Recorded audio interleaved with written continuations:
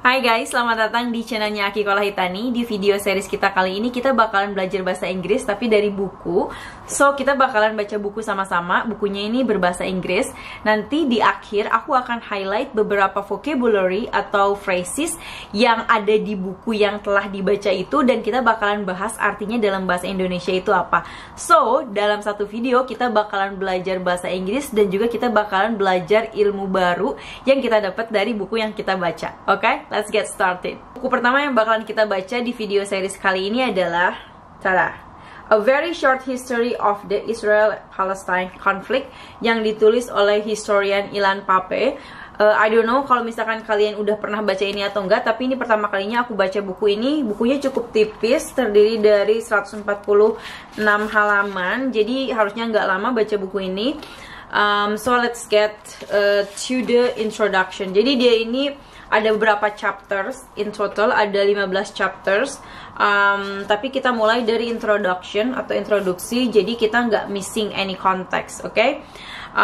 So aku bakalan baca introductionnya dari awal sampai selesai, cuman 2 halaman, dan setelah itu aku bakalan highlight vocabulary sama phrases yang ada di introduction ini, oke? So take your notes. So the introduction.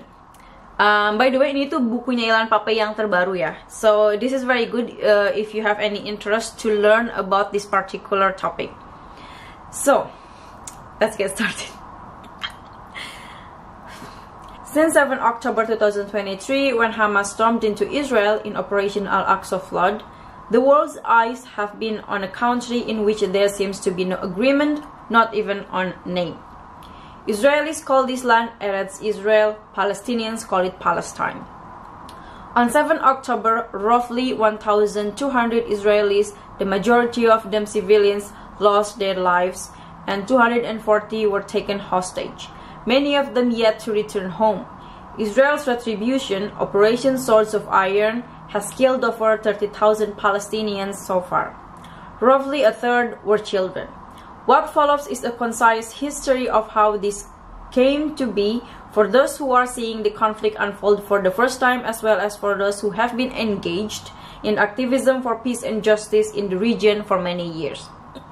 The conflict didn't start on 7 October. The UN Secretary General Antonio Guterres, when condemning the horrors perpetrated by Hamas, reminded the world that Palestinians have been subjected to 56 years of suffocating occupation following Israel's victory in the Six-Day War in 1967. But the roots go further back than that, even deeper into the past than the founding of the State of Israel in 1948. Its beginnings can be found in the late 19th century. The history, like everything else, has become disputed, obscured by powerful political interest and polarization on both sides. But I am a historian, and to provide context is not the same as making excuses. Starting from when the first Jewish settlers arrived in historical Palestine to our present day, I want to shed light on the major events, personalities, and processes to explain why this conflict has become so intractable. I make no claims to being comprehensive. There is a vast literature spanning decades for those interested in delving deeper into the issue. But I believe anyone who stands against oppression and injustice can understand the fundamentals of what we now know as the Israel-Palestine conflict. This book is my attempt to make it legible. Oke, itu introduction-nya. Sekarang kita bahas vocabulary sama phrases yang udah aku highlight dari 2 halaman introduction ini ada apa aja, oke? So, we have stormed. Stormed ini artinya menyerbu. Kalau misalkan ada akhiran ed, stormed ini berarti artinya verb 2 atau past tense. So, stormed, menyerbu. Next one ada were taken hostage. Were taken hostage ini artinya ditawan atau disandra. So, ketika kita belajar bahasa Inggris, penting banget kalau misalkan kita ketemu phrases, itu kita tidak artikan kata per kata. Oke? So, were taken hostage, disandra. Next one ada retribution. Retribution ini artinya pembalasan atau balas dendam. Lalu ada kata roughly. Roughly ini tadi ada di kata let me see. Oke. Roughly a third were children. Jadi roughly kira-kira atau perkiraan. Next one kita ada who have been engaged. So who have been engaged ini artinya yang terlibat, jadi yang sudah terlibat gitu. Next ada peace and justice. Peace and justice artinya perdamaian dan keadilan. So peace itu perdamaian, justice itu keadilan. Next one kita ada condemn. Kalian pasti sering banget dengar kata ini. Condemn ini artinya mengecam atau mengutuk. Next ada kata suffocating. Suffocating ini artinya menyesakkan atau membuat dada itu sesak gitu. And then has become disputed. Has become disputed ini artinya telah menjadi perdebatan. Next ada kata obscured. Obscured ini diperumit atau dikaburkan.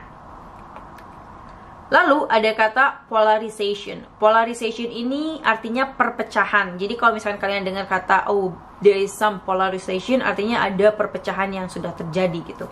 Next ada kata shed light.